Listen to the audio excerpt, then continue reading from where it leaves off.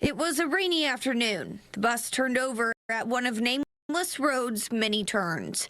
46 elementary-age students and a bus driver were inside. The bus had seat belts, but a report from the National Transportation Safety Board shows of the 42 students visible on video from inside the bus, only 6 were wearing them. And of those, many were only wearing the lap portion and not the shoulder belt.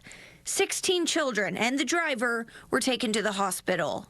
Delbert Crawford, a CDL school director, says seatbelt safety is part of their drivers' training. Seatbelts are one of the simplest and most effective ways to reduce injuries and save lives. It's just click it. Simple as that. But he says those young students do need to know what they're doing. It's not enough to install seatbelts. The districts have to set a clear policy for enforcement and education on how to use that, or show someone how to install them right or connect them correctly. The NTSB is now directing the state to do just that, requiring school districts to enforce the use of seatbelts.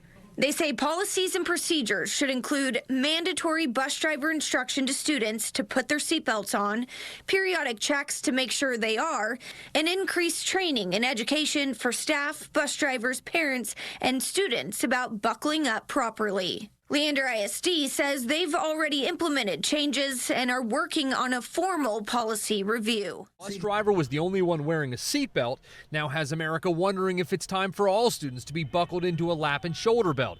The NTSB recommends all new buses have the belts, yet at this point only 8 states require them. New Jersey's one of them, PA and Delaware, they're not.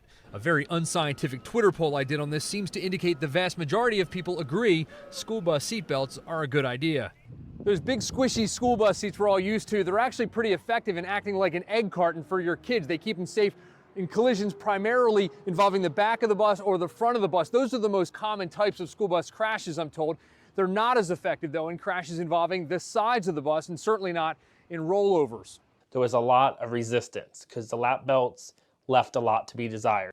A former driver himself, he was never in favor of lap belts, but he says a retractable lap and shoulder belt combo is a good idea whose time has come.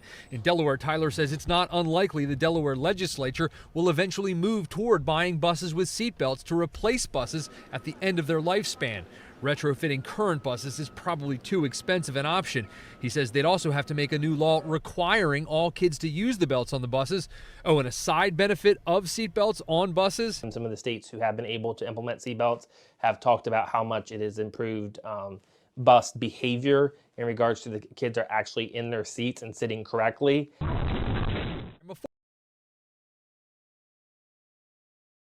At least 30 Castle Rock Elementary School students were riding the bus home. You guys want to see how dangerous that is? Do you get that? That's why you need to be in your seat. Turn around and sit down properly. If you guys can't do that, you will get written up. Do you get that? The students, ranging from kindergarten to 6th grade, were confused and startled from the jolt at just 9 miles per hour. This little girl in the back of the bus picked up her phone.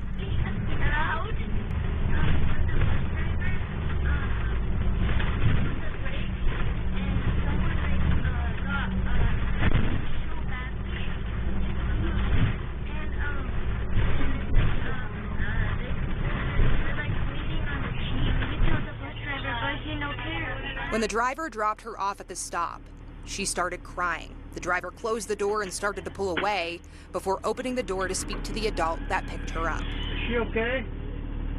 Is she all right?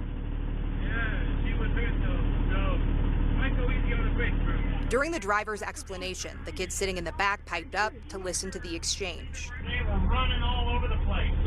What? They have to sit in their seat.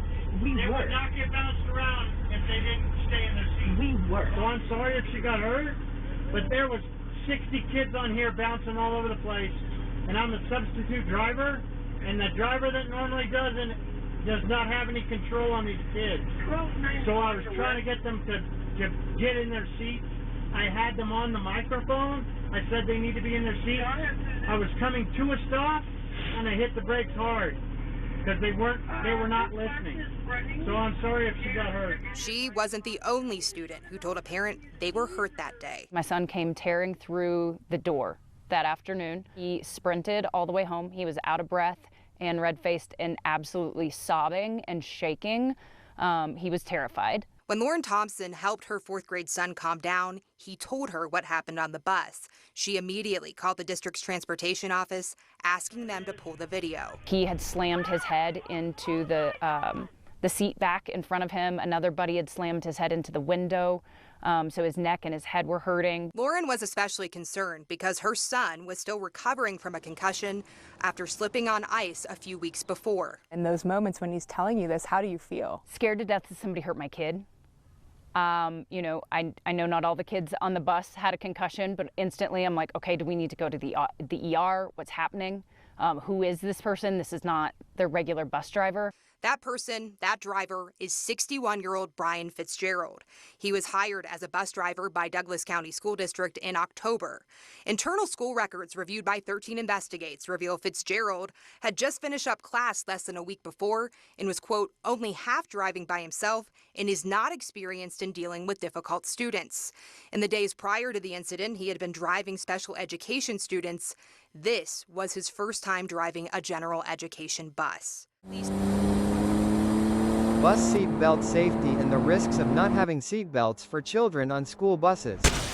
Bus seat belt safety refers to the use of specially designed restraint systems that protect passengers by keeping them securely seated during travel. Like seat belts in cars, bus seat belts are intended to reduce the risk of injury during sudden stops, sharp turns, or collisions. Modern school buses may be equipped with lap belts or 3-point lap and shoulder belts. 3-point seat belts provide greater protection because they help distribute crash forces across the stronger parts of the body while reducing the risk of head and upper body injuries. Seat belts also help children remain seated correctly, preventing them from being thrown around inside the bus during an accident. School buses are generally considered one of the safest forms of transportation for children because of their large size, bright color, flashing warning lights, and safety design. Many traditional school buses rely on a safety concept called compartmentalization, which uses closely spaced, padded, high-backed seats to protect passengers during a crash. While compartmentalization offers protection in many situations, it does not always prevent injuries during side impact collisions, rollovers, or severe crashes.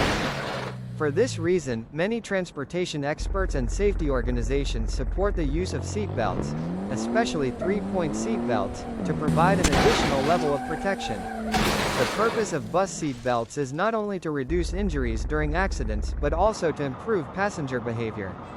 Children who wear seat belts are more likely to stay in their assigned seats and less likely to move around the bus while it is in motion.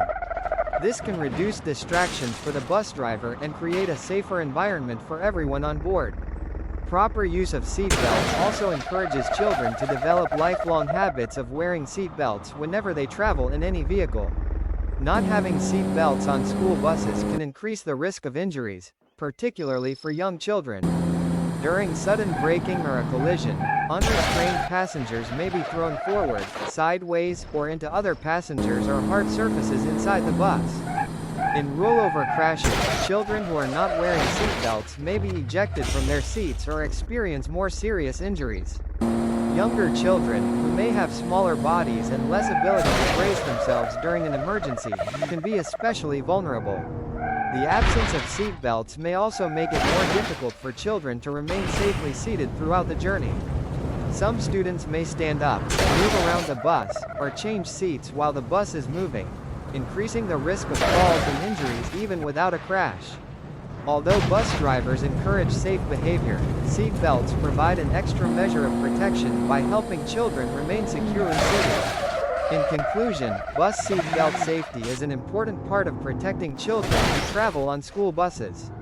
While school buses are already designed with many safety features, seat belts can provide additional protection during serious crashes and help improve passenger behavior. The lack of seat belts may increase the likelihood and severity of injuries during accidents, particularly for younger children. Combining safe bus design, responsible driving, proper supervision, and the use of seatbelts can help ensure that children travel to and from school as safely as possible. School bus seatbelt laws differ across the United States because there is no federal law requiring seatbelts on every school bus. Instead, each state decides its own requirements, although all school buses must meet federal safety standards. Large school buses are designed with a safety feature called compartmentalization, which uses closely spaced, padded seats to protect passengers during crashes. As of today, several states require seatbelts on at least some school buses.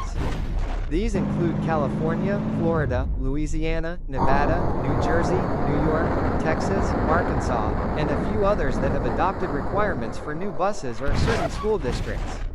Some states require 3-point lap and shoulder belts, while others permit lap belts or leave implementation to local school districts. The remaining states generally do not have statewide laws requiring seatbelts on large school buses. This does not mean seatbelts are prohibited or that children are expected to ride unprotected. Instead, these states rely on compartmentalization, which has long been recognized as an effective safety design for large school buses. Individual school districts in those states may still choose to purchase buses equipped with seatbelts. Small school buses, including minivans and buses weighing less than 10,000 pounds, are treated differently. Federal law requires these vehicles to have seatbelts for all passengers, and every state requires students riding in them to use the available restraints. Penalties for failing to install or use school bus seatbelts vary where laws exist. In some states, school districts are responsible for providing buses with belts, while in others, students may be required to wear them if they are installed. Enforcement policies differ by state and local school district. Overall, there is no state that has a law saying children may ride without any safety protection on school buses. It crashed and ended up on its side in the water. It didn't have seat belts. Well, some of the students on board and their parents told me they believe if students had been buckled in, it would have trapped kids beneath the water. Now, take a look at this crash test video. It shows what happens when buses crash. Each year, 7,200 kids are injured and 4 kids die, according to the American Academy of Pediatrics. And that's why these new recommendations include installing 3-point seatbelts on every school bus in the United States. Well, we're getting a lot of comments for and against seatbelts on our Facebook page from parents as well as school bus drivers. Lauren asks, if the law requires we buckle children in a motor vehicle, why are buses exempt? Michelle says she drives a school bus with seatbelts and says she can't force kids to wear them. Instead, she says they're hitting each other with them and even trying to tie up some of their classmates. Carolyn worries about what would happen if there was a fire on board or if the bus ended up in deep water. Could the driver get everyone out of their seatbelts? And some people are offering solutions. Pamela wants drivers to have a button that they can press to unbuckle all the seatbelts at once. Well, we want to know what you think. And here's why. This is a simulation of what happens when a bus rolls and the passengers are not wearing seatbelts, unrestrained. Restrained. The test was commissioned by a US safety company that sells, among other things, seatbelts. Check the engine, make sure we have oil. This is what it looks like every school morning. Drivers heading out to pick up your kids. We're getting them to and from safely.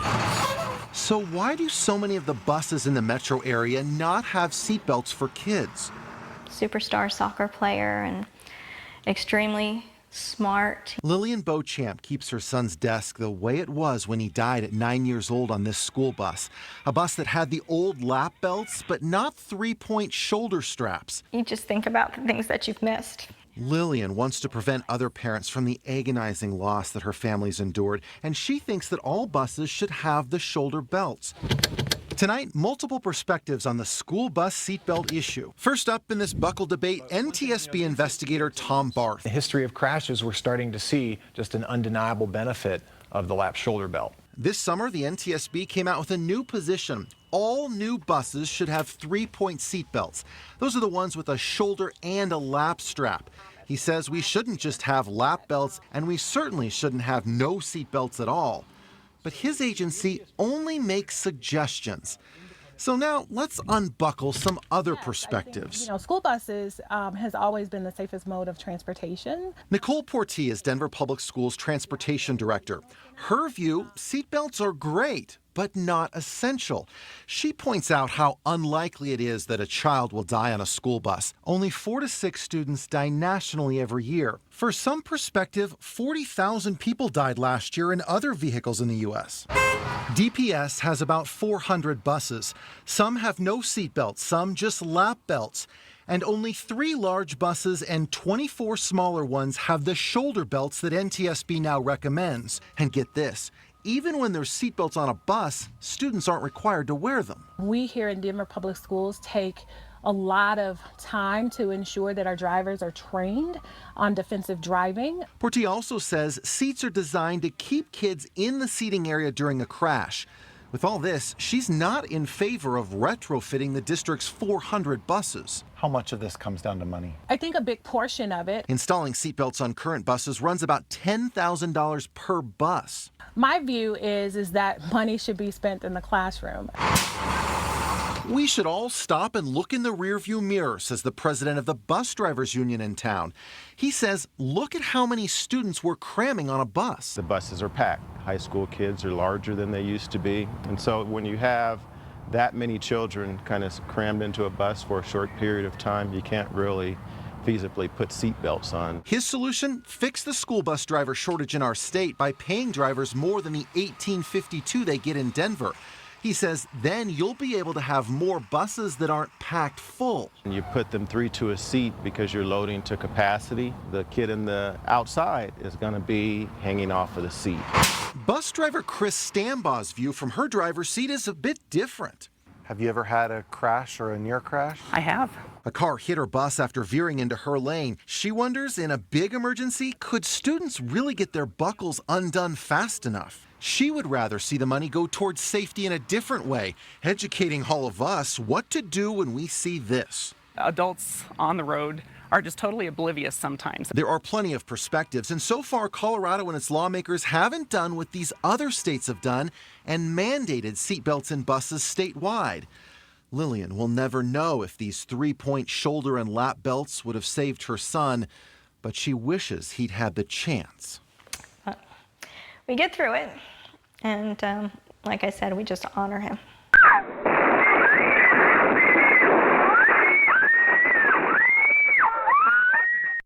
Oh my gosh, this is terrifying. This school bus crash happened in February in Albuquerque. Police are just now releasing that video.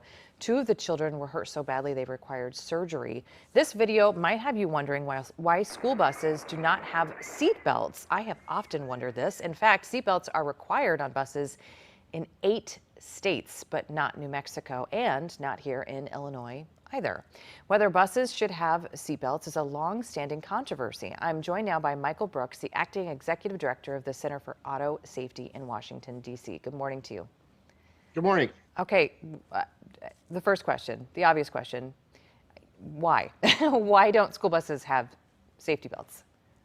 It's mainly due to the fact that states haven't enacted laws to require them, and also attempts on the federal level to require all states to have seatbelts on school buses have not been successful. I mean, couldn't, manufacturers just put them in? They could just put them in. The issue that I think we run into most in this area is the cost, and the local school districts being unwilling to absorb new costs. And also there are some concerns about student behavior and drivers of school buses having to monitor seatbelt use and other things like that. How common are school bus injuries or crashes? Crashes, they're actually fairly rare. One of the issues we see in this area, though, is that it's hard to find injury data. We typically know how many fatalities occur in school bus crashes every year, but we're kind of unaware of the injuries. And in this crash, we saw 9 injuries and the bus driver injured, so 9 children and 2 severely injured. And those are the types of injuries that don't make it into federal data and that we'd like to see part of the discussion. Why doesn't that happen? Why isn't it compiled better? Well, most of the federal data is based on crashes where there's a fatality. And so if there's a crash and no one dies, it doesn't make it into the fatality analysis reporting system, which underlies a lot of the federal crash reporting. So we're missing some crashes here, for instance, where there's a rollover where seatbelts could have been very helpful in preventing some of these injuries. So let's talk about, is it realistic to put seatbelts on school buses? Because how do you enforce it? You can't, bus drivers don't have the time to get up after every kid gets on to make sure that they're buckled in and to stay buckled in.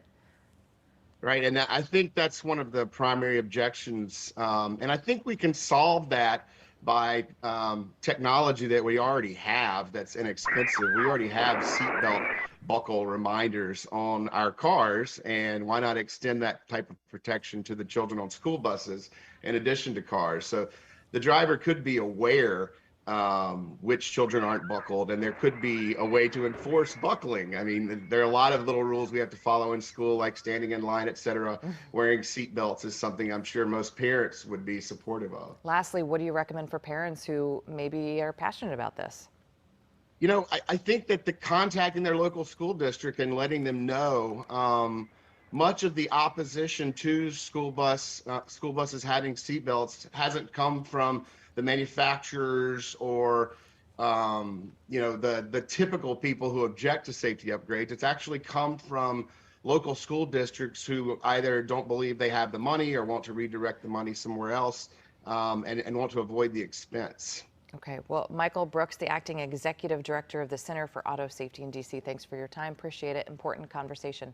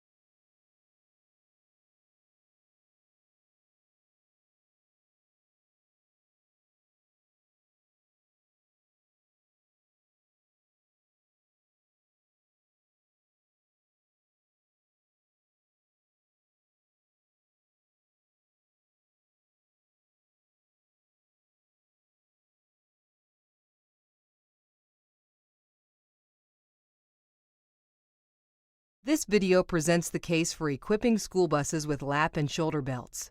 We'll explain the importance of seat belts for crash protection, reinforcing a lifelong habit for our children, improving behavior on the school bus, and increasing school bus ridership. Crash protection. Currently, crash protection on school buses relies on compartmentalization, closely spaced, energy-absorbing, high-back padded seats.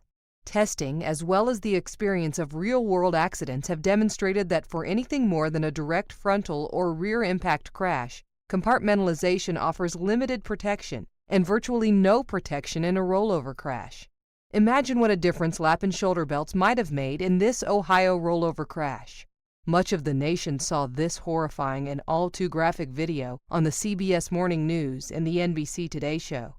Research by the National Highway Traffic Safety Administration, also known as NHTSA, indicates that lap and shoulder belts reduce injuries and fatalities by about 45% in all types of crashes, and up to 70% in rollover crashes. NHTSA currently requires lap belts in certain types of small school buses, and recently stated that the optimum protection for children in large buses would be provided by lap and shoulder belts combined with compartmentalization.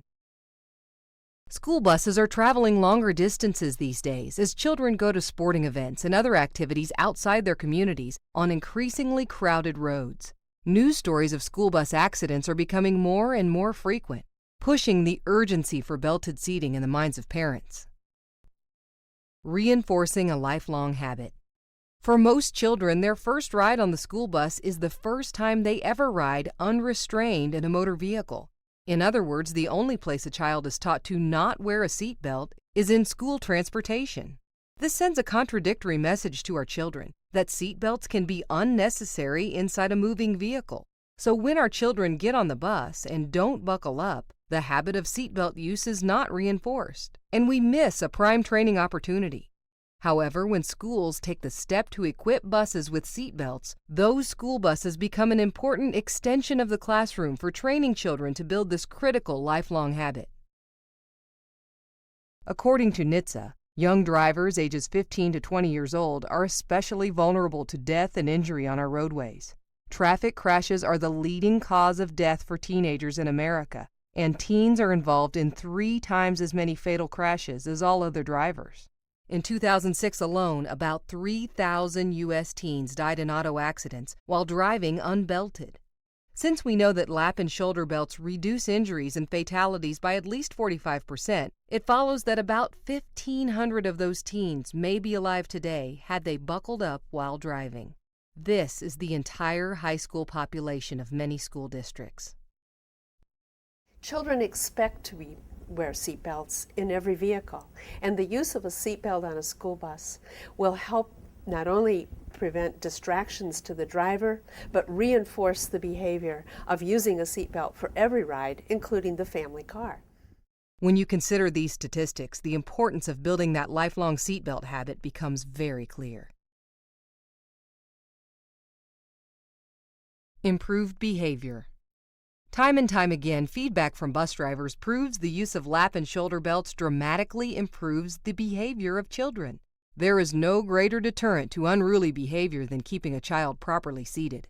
A bus driver who spends less time dealing with unruly behavior has more time to focus on driving safely.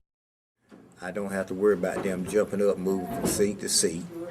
I don't have them turned around in the aisle, blocking the aisle.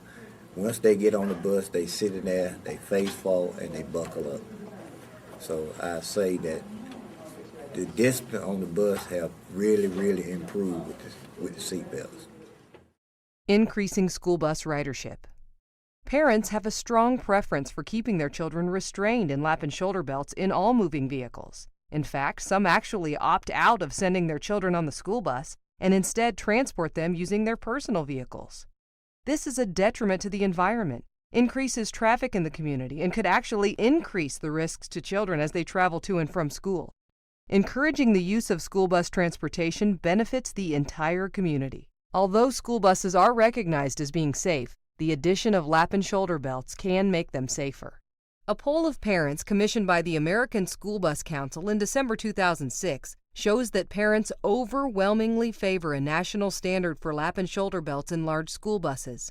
More than half have a concern about school bus safety, with a lack of seat belts as the single biggest concern. Second in the minds of parents is a concern about discipline problems, an issue that is proven to be strongly impacted by the addition of seat belts to the bus. The capacity issue. With all the improvements in lap and shoulder belt technology, what has been holding us back? In the past, opponents have argued that adding belts to buses reduces seating capacity for children. When the capacity of the school bus fleet is reduced, districts either have to buy more buses to transport the same number of children, or they have to reduce routes, meaning fewer kids have bus service. While earlier versions of the lap and shoulder belted seats did reduce capacity, times and technology have changed. Products such as the Safeguard Flex Seat enable buses to retain the same capacity as unbelted buses. Hit the like button and subscribe to the video, it's free.